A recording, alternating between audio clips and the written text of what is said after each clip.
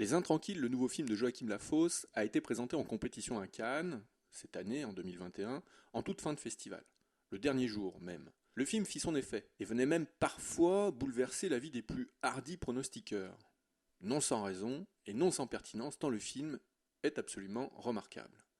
Les Intranquilles est un film qui change un peu de ce que nous a proposé jusque-là Joachim Lafosse, le cinéaste de l'élève libre, de À perdre la raison, ou plus récemment encore, de l'économie du couple. Les Intranquilles est un film qui change un peu de ce que nous a proposé jusque-là Joachim Lafosse, le cinéaste de l'élève libre, de À perdre la raison, ou plus récemment encore, de l'économie du couple. Ce qui change, c'est l'humanité qui se dégage du jeu des comédiens, et c'est, pour le spectateur, la sensation d'assister à une captation plutôt qu'à une représentation. Le choix de filmer son personnage principal, Damien, interprété par un phénoménal Damien Bonnard, en train de peindre, de créer des toiles qui font de lui un artiste connu et reconnu, contribue à instaurer ce sentiment conforté par la dynamique filmique souhaitée par le cinéaste. Il en va de même avec le matériau très physique, très brut que la caméra restitue lorsque Leïla, interprétée par Leïla Bekti, tout aussi phénoménale que Damien Bonnard, l'épouse de Damien donc, dans le film, se livre à ses activités professionnelles qui consistent à restaurer du mobilier. L'humanisation du propos ici à l'œuvre change la donne par rapport à ce que nous connaissions du cinéma de Joachim Lafosse, pour plusieurs raisons. D'abord parce que le film possède cet aspect autobiographique revendiqué par Lafosse, qui s'attache à restituer des ambiances vécues, connues et endurées chez lui lorsqu'il était plus jeune.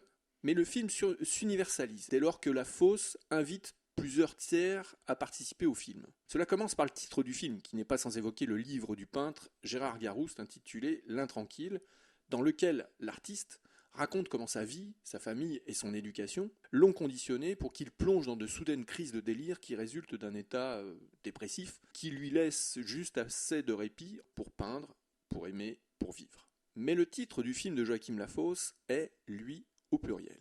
Les Intranquilles. Alors il faut considérer tous les tiers conviés à participer au film.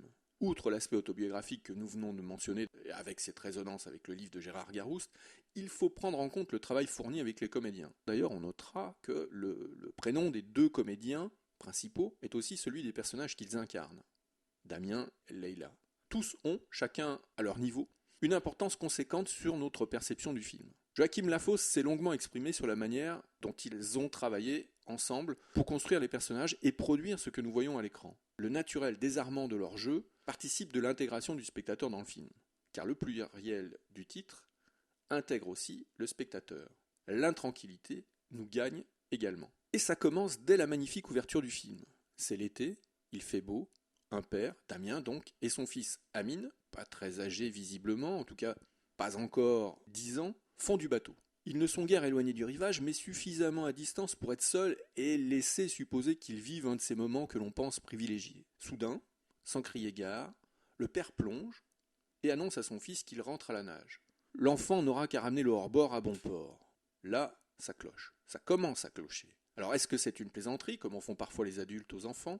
Eh non, pas du tout. Le père, Damien, ajoute même qu'Amine l'a déjà fait.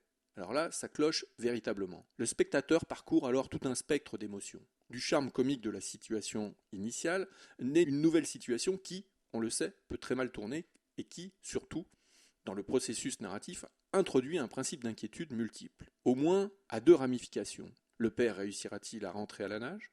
Et le gamin réussira-t-il à rentrer sans dommage avec le bateau chez lui ? Une ellipse.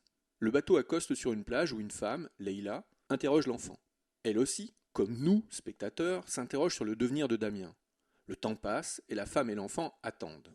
Les plans se succèdent et la lumière du jour décline. C'est fait. Nous sommes happés par le principe d'inquiétude qui contamine les interprètes et le film. Nous sommes aussi intranquilles. La qualité du travail de Joachim Lafosse avec les Intranquilles se vérifie aussi sur ce qui a été consenti autour de l'image. Le film agit selon un principe de contagion par effet concentrique. L'intériorité en souffrance de Damien contamine les autres, sa femme, son fils, mais aussi ses amis, le reste de la famille, les gens du village, le monde finalement, enfin le monde que nous voyons à l'écran. L'espace commun est perturbé, alors l'image suivra aussi le parcours de la diffusion de la maladie, de l'intérieur vers l'extérieur. L'espace où tout commence, c'est l'atelier du peintre. Le lieu où tout se déclenche, le lieu où le geste créatif est d'abord salvateur avant de devenir destructeur. Les obsessions qui envahissent Damien débordent et les cadres se resserrent. Lorsque les crises arrivent, Damien est enfermé, même dehors, par des surcadrages qui soulignent la douleur vécue et son impossibilité à se soustraire au mal qui le ronge. C'est ainsi que les valeurs de plan ou que les mouvements de caméra s'indexent sur l'inexorable croissance du mal-être qui se répand jusqu'à absorber tout l'espace. Leïla, Amine, tout le monde est alors touché. La caméra procède par petites touches, par des mouvements parfois imperceptibles qui visent à souligner comment le mal intervient dans le quotidien de tous. Le délire communicatif de Damien s'empare du monde, celui du spectateur compris.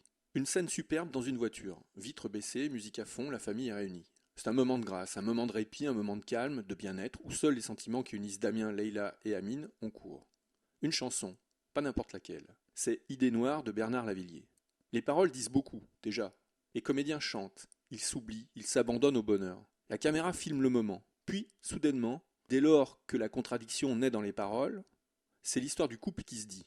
Et l'inquiétude ressurgit, là, dans un moment où elle n'avait pas lieu d'être présente, où elle pouvait ne pas être conviée. Mais non. L'intranquillité, nous rappelle Joachim Lafosse, c'est permanent. Les regards changent, ils ont conscience que la chanson prend une autre tournure. La caméra prend alors soin de ne plus filmer la communion, mais la désunion. Une fracture sonore, verbale et visuelle donc. Et pourtant ils s'aiment à la folie, justement, la folie. S'aimer à la folie, c'est complètement différent que d'aimer la folie. Car Damien devient la folie, il l'incarne. Dans la chanson, la voix masculine dit « Je veux m'enfuir », quand la voix féminine lui répond « Quand tu es dans mes bras ». Alors les paroles de la chanson sont à prendre au propre et non au figuré. Reste à savoir, comme dans la chanson, si les reproches formulés par les paroles s'appliqueront à Damien qui ne cesse de clamer, lui, qu'il veut s'enfuir, au risque de finir tout seul.